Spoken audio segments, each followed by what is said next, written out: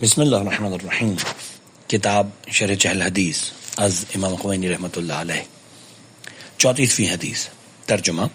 امام محمد باقر علیہ السلام نے فرمایا، جب رسول خدا کو شب معراج ساحت مقدس تک لے جایا گیا تو آپ نے فرمایا، خدایا مومن کی قدر و منزلت تیرے نزدیک کیا ہے؟ جواب آیا، اے محمد، جو میرے کسی دوست کی توہین کرے وہ مجھ سے جنگ کے لیے آمادہ ہو گیا ہے، اور میں ہر چیز سے زیادہ جلدی اپنے دوستوں کی مدد کرتا ہوں. میں جو بھی کام کرتا ہوں اس میں کبھی اس طرح متردد نہیں ہوتا جس طرح اس مومن کی موت میں متردد ہوتا ہوں جو موت کو ناپسند کرتا ہو، اور میں اس کو تکلیف پہنچانے کو ناپسند کرتا ہوں. میرے بندوں میں سے بعض ایسے ہیں جن کی اصلاح دولت مندی اور محتاجی کے علاوہ کچھ نہیں ہے. اگر میں اس کو کسی اور طرف موڑ دوں تو وہ ہلاک ہو جائے. اسی طرح بعض بندوں کی اصلاح ان کی غربت میں ہے. اگر اس کو کسی اور طرف موڑ دوں تو وہ ہلاک ہو جائے. میرے بندوں میں سے کوئی بھی بندہ مجھ سے تقرب حاصل نہیں کر سکتا ان فرائض سے زیادہ کسی محبوب شے کے ذریعے جن کو میں اس کے لیے واجب قرار دیا ہے. بندے کو مجھ سے قریب کرنے والی اشیاء میں فرائض سب سے زیادہ پسندیدہ شے ہے، اور میرا بندہ نوافل کے ذریعے بھی تقرب حاصل کرنا چاہتا ہے، یہاں تک کہ میں اس کو چاہنے لگتا ہوں. جب میں اس سے محبت کرنے لگتا ہوں تو میں اس کا وہ کان بن جاتا ہوں جس سے وہ سنتا ہے، اس کی وہ آنکھ بن جاتا ہوں جس سے وہ دیکھتا ہے، اور اس کی وہ زبان بن جاتا ہوں جس سے وہ بولتا ہے، اور اس کا وہ ہاتھ بن جاتا ہوں جس سے وہ چیزوں کو پکڑ لیتا ہے. اگر وہ مجھے پکارتا ہے تو جواب دیتا ہوں، اور اگر سوال کرتا ہے تو عطا کرتا ہوں. تشریح. اسریہ فعل مجہول ہے، اس کی معنی رات کو سفر کرانا ہے. جوہری نے کہا ہے سریتو سرا و مسرا اسریتو، اور یہ سب اس وقت بولا جاتا ہے جب تم رات کو سفر کرو، اور الف کے ساتھ اہل حجاز کی لغت ہے. انتہا.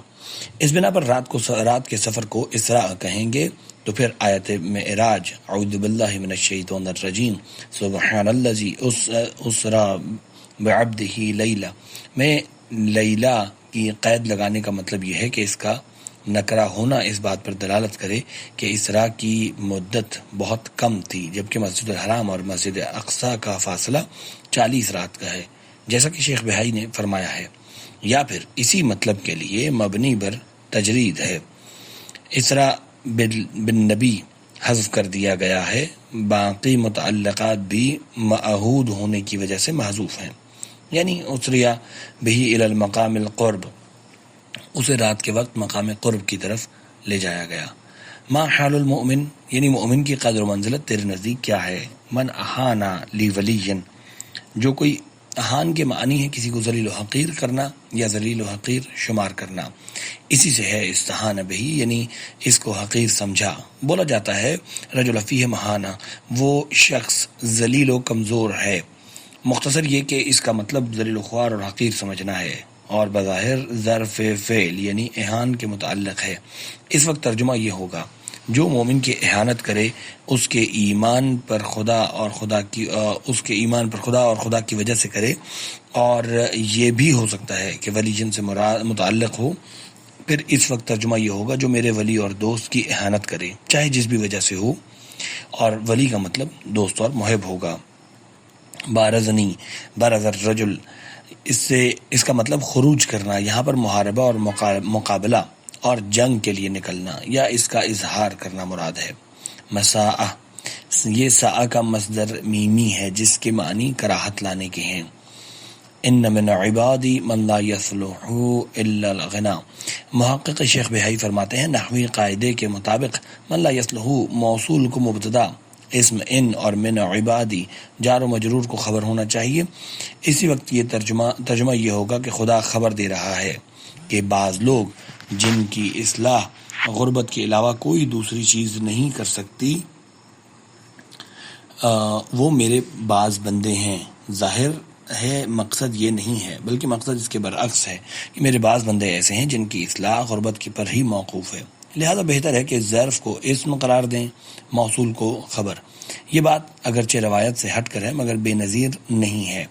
جیسا کہ بعض علماء نے وَمِنَ النَّاسِ مَن يَقُولُ آمَنَّا بِاللَّهِ وَبِالْيَوْمِ الْآخِرِ وَمَا هُمْ بِمُؤْمِنِينَ میں یہی احتمال دیا ہے۔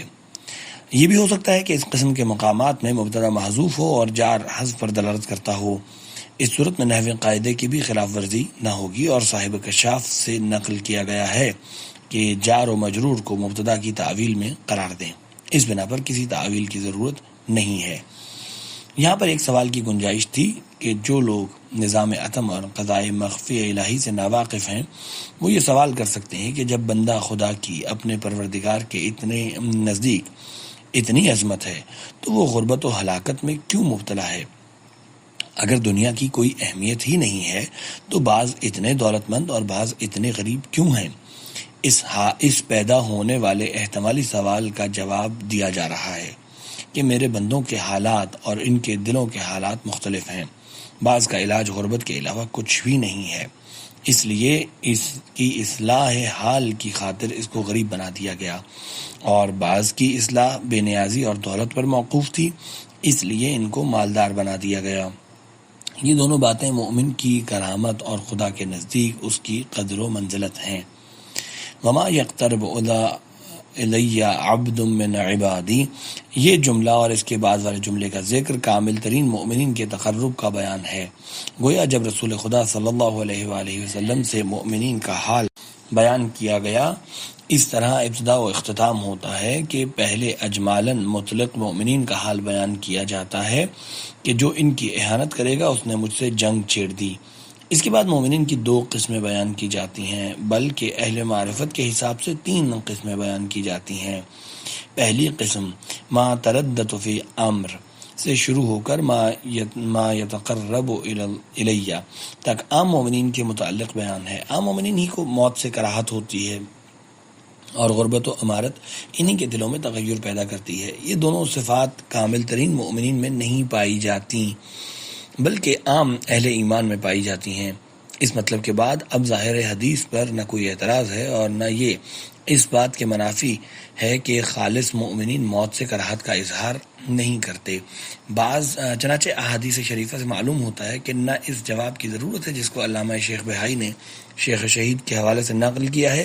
اگر آپ کا جی چاہے تو شیخ بہائی کی کتاب 40 ملاحظہ فرمائیے۔ دوسرے قسم ما یتقرب الی عبد سے آخر حدیث تک کامل ترین مومنین سے متعلق ہے، لیکن اہل معرفت کے نزدیک یہ سب فقرے 2 گروہوں سے متعلق ہیں۔ ایک گروہ تو وہ ہے جو فریضہ کے ذریعے خدا سے قریب ہوتا ہے، دوسرا گروہ وہ ہے جو نافلہ کے ذریعے خدا کے تقرب حاصل کرتا ہے۔ حدیث کے ذیل میں انہی کے مقام کی طرف اشارہ ہے اور ان کے تقرب کا نتیجہ ہے۔ ہم انشاءاللہ اس کے بعد اجمالاً دونوں مقامات کی طرف اشارہ کریں گے۔ یبتش یعنی جوہری کا کہنا ہے البتشا، اور یہاں پر مطلق گرفت مراد ہے، بلکہ ظاہراً استعمال بھی شاید مطلق ہی میں ہے۔ شیخ محقق بہائی نے فرمایا ہے اس حدیث کی سند صحیح ہے اور یہ ان احادیث میں سے ہے جو عامہ و خاصہ میں مشہور ہے، تھوڑے سے اختلاف کے ساتھ۔ عامہ نے اس حدیث کو اپنی صحاح میں نقل کیا ہے، اس کے بعد آپ نے عامہ کی صحاح سے اس حدیث کو تھوڑے سے تفاوت کے ساتھ نقل فرمایا اور کتاب 40 کے حاشیے پر فرمایا اس حدیث کی سند میں جو لوگ ذکر کیے گئے ہیں ان میں سے ایک علی بن ابراہیم بھی ہیں، اور اسی اعتبار سے یہ روایت صحیح ہے۔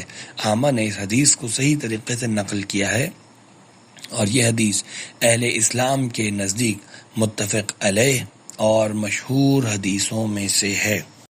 پہلی فصل خدا کی طرف تردد کی نسبت کی توجیحات۔ اس سے پہلے بعض حدیثوں کی شرح میں ہم نے مومنین کی توہین کی وضاحت کر دی ہے، لہذا یہاں تکرار نہیں کریں گے، البتہ بعض دوسرے جملوں کی تشریح کروں گا۔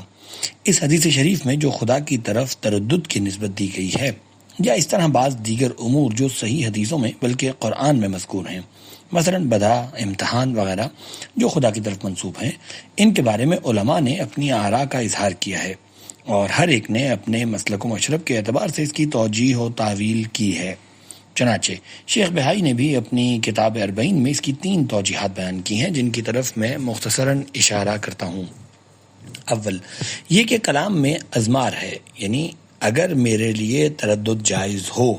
دوم یہ کہ چونکہ جن کا لوگ احترام کرتے ہیں ان کے ساتھ بے ادبی کرنے میں وہ شک و تردد کا شکار ہوتے ہیں، لیکن دوسروں کے بارے میں وہ ایسا نہیں کرتے، اس لیے ہو سکتا ہے بطور استعارہ احترام کے بدلے میں تردد کا استعمال کیا ہو، اور مقصد یہ ہو کہ مومن کی طرح کوئی بھی مخلوق ہماری نظر میں قدر و احترام نہیں رکھتی۔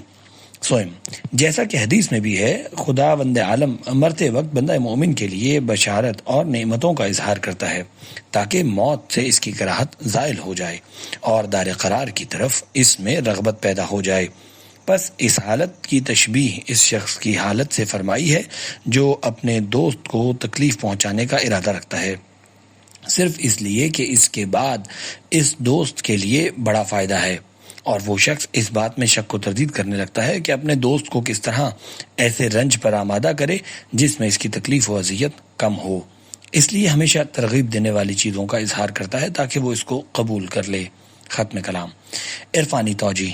لیکن اس سلسلے میں اور اس جیسے دیگر ابواب میں حکماء اور عرفاء کا طریقہ دوسرا ہے، تاہم چونکہ وہ طریقہ ذہنوں سے بہت دور ہے اس لیے اس سے متعلق تفصیل بیان نہ کروں گا، نہ اس کے مقدمات کا ذکر کروں گا، بلکہ صرف اس چیز کا ذکر کروں گا جو کسی حد تک اعتبار کے قریب اور ذوق کے موافق ہو۔ یہ بات جان لینی چاہیے کہ تمام مراتب وجود، اوج ملکوت کی غایت اور جبروت کی چوٹی کی انتہا سے لے کر عالم ظلمات و حیولات کی انتہا نہایت تک، سب کے سب جمال و جلال حق کے مظاہر اور تجلیات ربوبیت کے مراتب ہیں۔ کسی بھی مخلوق کو ذاتی استقلال حاصل نہیں ہے، اور یہ محض ذات حق علی الاطلاق سے ایک ربط و تعلق ہے، اور وہ عین فقر و احتیاج ہے، اور یہ سب بلا استثناء امر حق کے تابع اور حکم الہی کے مطیع ہیں۔ اس مطلب کی طرف متعدد آیات قرآنی میں ارشاد موجود ہے۔ مثلا ارشاد خدا ہے، اعوذ باللہ من الشیطان الرجیم، وما رمیت اذ رمیت ولکن اللہ رمی۔ اے رسول، جب تم نے تیر مارا تو تم نے کچھ نہیں مارا بلکہ خود خدا نے تیر مارا۔ یہ اثبات النفی مقام امر بین الامرین کی طرف اشارہ ہے، یعنی اے رسول آپ نے کنکریاں پھینکیں، لیکن در عین حال مستقل طور پر بذات خود آپ نے کنکریاں نہیں پھینکیں، بلکہ قدرت حق کا ظہور آپ کے آئینے میں ہوا اور نفوذ قدرت الہی آپ کے ملک و ملکوت میں واقع ہوئی ہے۔ بس اے رسول، آپ تیر پھینکنے والے ہیں اور عین اسی حال میں خدا تیر پھینکنے والا ہے، اور اس کی مثال وہ آیات شریفہ ہیں جو سورہ کہف میں حضرت موسیٰ و خضر علیہ السلام کے قصے میں مذکور ہیں، جس میں جناب خضر نے اپنے اعمال کے اسرار کو بیان فرمایا ہے۔ ایک جگہ پر کشتی میں نقص پیدا کر دینے کی نسبت اپنی طرف دی ہے، دوسری جگہ جو منزل کمال تھی اس کی نسبت خدا کی طرف دی ہے، اور تیسری جگہ دونوں نسبتوں کو ثابت کیا ہے۔ ایک جگہ فرمایا فَأَرَادَتْ، میں نے ارادہ کیا، دوسری جگہ فرمایا فَأَرَادَ رَبُّكَ، تمہارے رب نے اشارہ کیا، اور تیسری جگہ فرمایا فَأَرَدْنَا، ہم نے ارادہ کیا، اور یہ سب صحیح ہے۔ اسی طرح ہے خداوند عالم کا یہ ارشاد، اللہ یتوفی الانفس حین موتہا، خدا ہی لوگوں کے مرنے کے وقت ان کی روحیں کھینچ لاتا ہے، حالانکہ ملک الموت نفوس کی وفات پر موکل ہیں۔ اسی طرح خدا نے ہدایت و گمراہی کی نسبت اپنی طرف دی، مثلا یضل من یشاء و یہدی من یشاء، خدا جس کو چاہتا ہے ہدایت دیتا ہے، جس کو چاہتا ہے گمراہ کرتا ہے، حالانکہ جبریل ہادی ہیں اور رسول اکرم ہادی ہیں۔ انما انت منذر ولکل قوم ہاد، اے رسول تم تو صرف خوف خدا سے ڈرانے والے ہو، اور ہر قوم کے لیے ایک ہدایت کرنے والا ہے، اور شیطان گمراہ کرنے والا ہے۔ اسی طرح نفخہ الہیہ حضرت اسرافیل کے سور میں پھونکا جائے گا۔ ایک اعتبار سے اسرائیل، جبریل، محمد صلی اللہ علیہ وآلہ وسلم، تمام انبیاء اور تمام عالم تحقق کچھ نہیں جو ملک علی الاطلاق اور خدا کے ارادہ نافذہ کے مقابلے میں کسی چیز کی نسبت ان کو دی جائے۔ یہ سب مظاہر قدرت اور ارادہ حق ہیں۔ هو الذی فی السماء الہ وفی الارض الہ، وہی زمین میں بھی خدا ہے اور آسمان میں بھی خدا ہے۔ اور ایک اعتبار سے یعنی نظر کثرت و اسباب و مسببات کا زاویہ نگاہ سے تمام اسباب اپنی جگہ پر درست ہیں، اور نظام اتم میں ایک نظم و ترتیب کے ساتھ ترتب مسببات بر اسباب کے ساتھ ان کا ارادہ ہوتا رہتا ہے۔ اگر ایک معمولی سے سبب یا واسطے کو اس کے کام سے روک دیا جائے تو دائرہ وجود کی گردش رک جائے گی، اور معین واسطوں کے ذریعے اگر حادث یعنی مخلوق کا ثابت خدا سے ربط نہ رہے تو فیض الہی اور رحمت خدا ٹھہر جائے۔